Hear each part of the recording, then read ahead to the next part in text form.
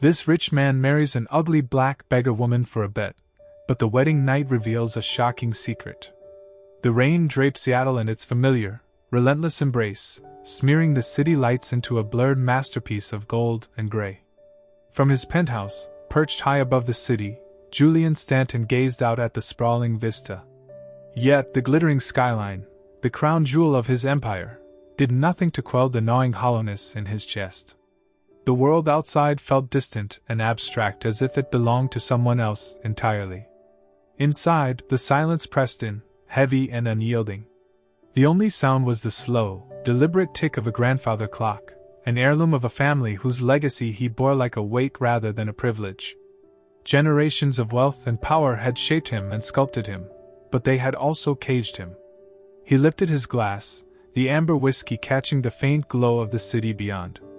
The soft clink of ice against crystal rang out, sharp and fragile, a sound that felt too close to the truth. His life was like that glass, beautiful, pristine, but delicate enough to shatter at the faintest crack.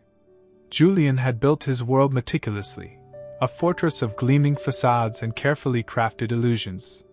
It was a life designed to keep the chaos of the real world at bay. But tonight, with the rain as his witness, it felt as though the fortress was crumbling. Tonight, however, the insulation had failed. Marcus's words, barbed and laced with a familiar blend of envy and disdain, had pierced through his defenses, leaving a raw, exposed nerve. "You think money can buy anything, Julian?" he'd sneered, his eyes glinting with a predatory challenge. "I bet you $2 million you can't take someone from the streets, Amara, for example, and turn them into one of us." Amara. The woman he often saw huddled near his office building, a silent fixture amidst the hurried flow of the city's workforce. A black woman whose weathered face and haunted eyes spoke of a life lived on the precipice, a life he meticulously avoided acknowledging. Marcus's choice wasn't random. It was a calculated jab, a cruel twist of the knife aimed at the heart of Julian's carefully constructed reality. He drained his glass, the burning whiskey a fleeting distraction from the unsettling truth Marcus's challenge had exposed, a gnawing emptiness within him, a void that no amount of money or power could fill. He accepted the bet, not out of malice or arrogance, but out of a desperate need to prove himself, to silence the nagging doubt that whispered beneath his carefully cultivated confidence.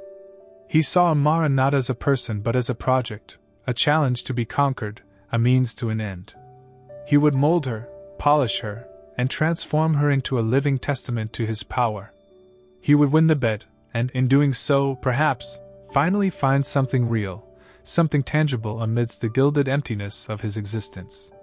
Amara sat across from him in the sterile confines of a conference room, the impersonal setting a deliberate choice.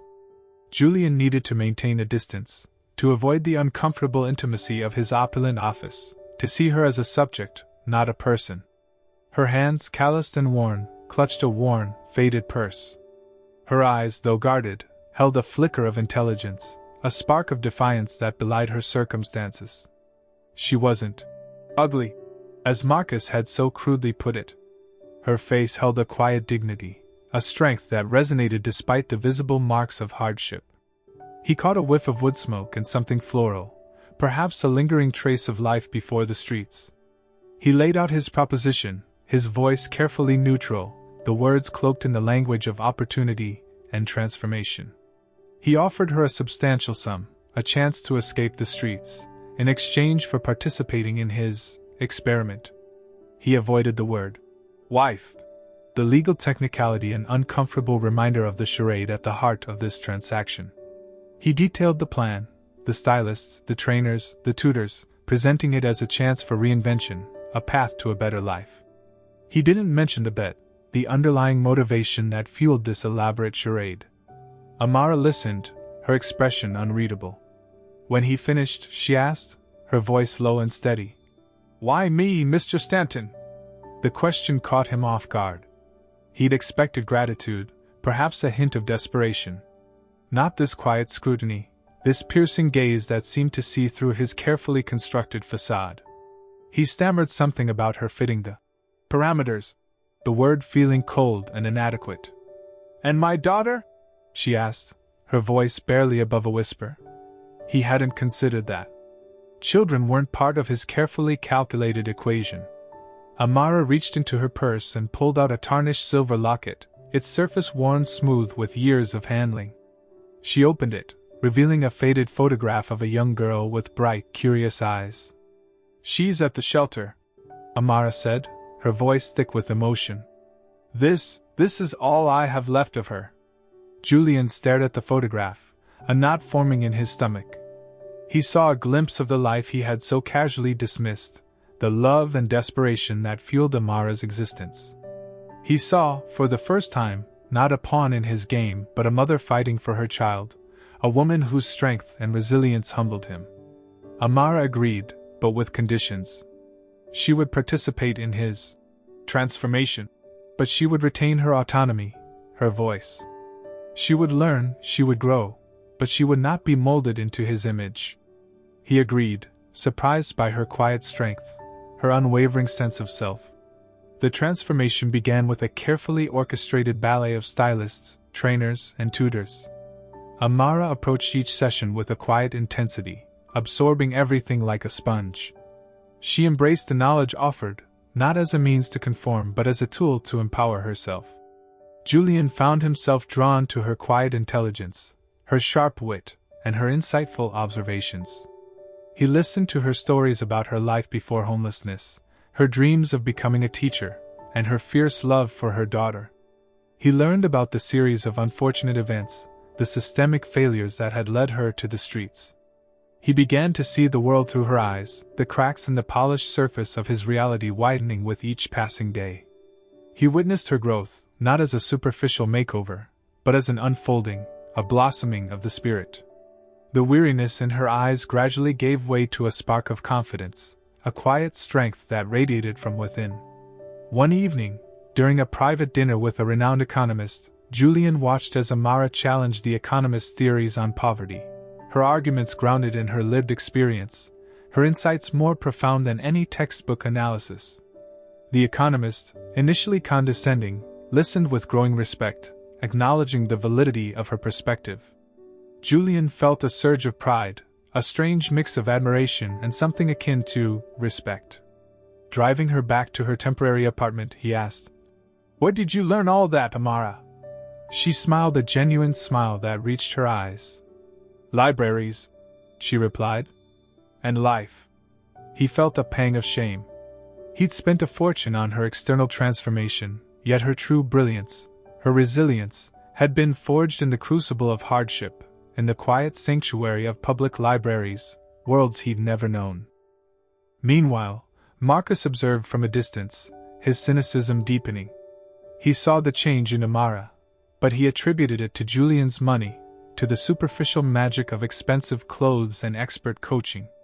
He couldn't, or wouldn't, see the inherent strength, the quiet dignity that had always been there, waiting to be unveiled. The turning point came during a fundraising gala for a local arts organization. The event was a carefully choreographed performance, a stage for Julian to showcase his latest project. Amara, however, refused to play the role of a silent trophy. She moved through the crowd with an easy grace, engaging guests in thoughtful conversations about art, education, and social justice. She spoke passionately about the transformative power of art, its ability to inspire hope and foster change, drawing from her own experiences to connect with people on a deeply personal level. Julian watched from a distance, a strange mix of pride and unease swirling within him. He'd underestimated her, vastly underestimated the power of her spirit, her intellect, her ability to captivate and inspire. He realized, with a sudden, unsettling clarity, that he was losing control of the narrative. This wasn't the polished socialite he had envisioned. This was a force of nature, a woman whose voice demanded to be heard.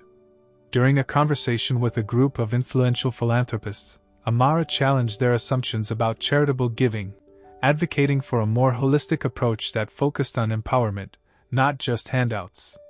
She spoke with a quiet authority, her words resonating with a truth that transcended their carefully constructed world of privilege. Julian watched as Amara, with simple eloquence, dismantled their carefully curated facades, exposing the limitations of their philanthropy and the inherent contradictions of their wealth. He saw a flicker of recognition in their eyes, a dawning awareness of their complicity in perpetuating the very inequalities they claimed to be addressing. Later, as the guests departed, he found Amara alone on the balcony, the city lights twinkling below. He joined her, the silence between them thick with unspoken words. "You were remarkable tonight," he said, the words feeling inadequate. Amara turned to him, her expression thoughtful. "Was I the person you wanted me to be, Julian?" The question struck him like a physical blow. He realized, with a clarity that both exhilarated and terrified him, that he no longer knew what he wanted her to be. He'd set out to transform her, to mold her into his image, but she, in turn, had transformed him, exposing the emptiness of his carefully constructed world, revealing the possibility of something more authentic, more meaningful. The following weeks were a blur of activity. Julian, driven by a newfound sense of purpose, immersed himself in the planning of the foundation. He spent hours talking with Amara, listening to her ideas, her insights, and her vision for a better future. He realized, with growing humility, that she was the true architect of this endeavor, her lived experience providing a compass he'd lacked his entire life. He confessed the bet, the words heavy with shame and regret. He braced himself for her anger, her condemnation. Instead, she met his confession with a quiet sadness, a profound understanding that disarmed him. "You saw me as a means to an end, Julian," she said softly. "Not as a person." Her words cut deep, exposing the raw nerve of his insecurities. He'd sought to control her, to mold her into his image, but in doing so, he'd revealed his emptiness, his own desperate need for validation. He apologized, the words clumsy and inadequate but heartfelt. He expressed his desire to make amends, to use his privilege to create real, lasting change. He shared his vision for the foundation and hoped that it could become a beacon of hope for women and children living on the margins. Amara listened intently, her gaze searching. "It's not about charity, Julian," she said finally. "It's about empowerment. It's about giving people the tools they need to rebuild their lives, to reclaim their dignity." Her words resonated deep within him. He'd spent his life accumulating wealth, but he never truly understood the meaning of empowerment, the transformative power of agency and self-determination. He proposed a true partnership, acknowledging her leadership hand and vision. He offered her not a position but a shared ownership, a joint commitment to building something meaningful, something that would outlast them both. He realized, with a sense of wonder, that he was finally stepping outside the gilded cage of his privilege into a world where true wealth was measured not in dollars but in human connection, in shared purpose. The announcement of the Emerald Necklace Foundation, named for Amara's treasured locket, was met with skepticism from his social circle. Marcus, in particular, was furious, accusing Julian of being manipulated and losing his grip on reality. Their confrontation was inevitable, the air thick with unspoken resentments. "You're throwing your money away, Julian," Marcus spat, his face contorted with rage. "She's using you, can't you see that?" Julian, his patience finally at its limit, met Marcus's gaze, his voice steady. "She's showing me what truly matters, Marcus," he said. "She's teaching me the meaning of humanity." The foundation launched with Amara at the helm, her vision guiding its every move. She developed innovative programs that focused on empowerment, providing women and children with access to education, job training, affordable housing, and legal support. She created a community, a haven where women could heal, learn, and grow. Julian, inspired by her dedication and leadership, dedicated himself to supporting her vision. He leveraged his business acumen and his vast network to secure funding, build partnerships, and advocate for policy changes. He discovered a passion he never knew he possessed, a sense of purpose that transcended the pursuit of wealth and status. He faced resistance from city officials, bureaucratic hurdles, and the ingrained cynicism of those who saw homelessness as an intractable problem. Amara's unwavering belief in the possibility of change and her fierce advocacy for those she served fueled his determination. Together, they navigated the complex landscape of social services, building bridges between the privileged and the marginalized. They faced internal challenges as well, disagreements about strategy, and ashes of personality. They learned to communicate, to compromise, and to trust each other's strengths. Their relationship, once defined by a transactional agreement, evolved into a deep respect, a shared commitment to a cause greater than themselves. Julian found himself grappling with his privilege, confronting how his upbringing had blinded him to the realities of inequality and injustice. He began to understand that true allyship wasn't about charity but about solidarity, about using his power to amplify the voices of those who had been silenced. Years passed. The Emerald Necklace Foundation flourished, becoming a model for other organizations across the country. Amara, now a nationally recognized advocate for social justice, has transformed countless lives. She had reunited with her daughter, who was now thriving in college, inspired by her mother's strength and resilience. Julian, no longer the jaded playboy, had found true fulfillment in his work with the foundation. He'd discovered that true wealth wasn't measured in dollars and cents, but in the lives he had touched, the change he had helped create. One evening, they sat together in Amara's office, the city lights twinkling below.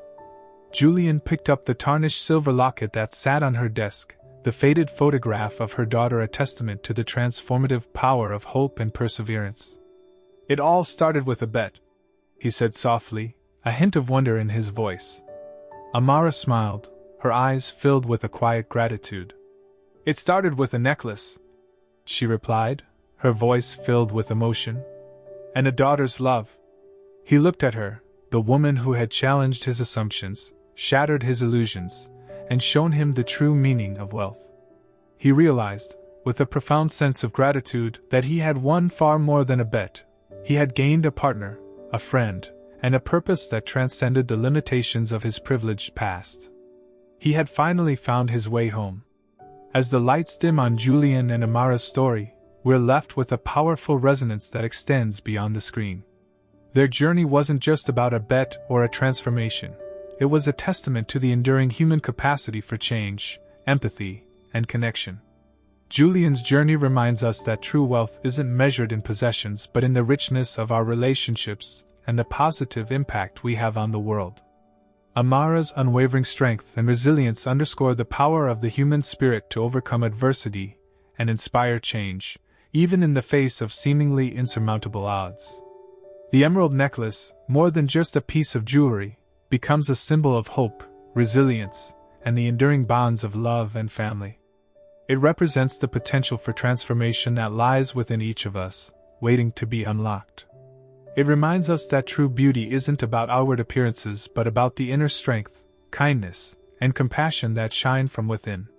Their story challenges us to examine our assumptions and biases, confront the systems that perpetuate inequality, and consider how we can use our privilege, however small, to make a positive difference in the world.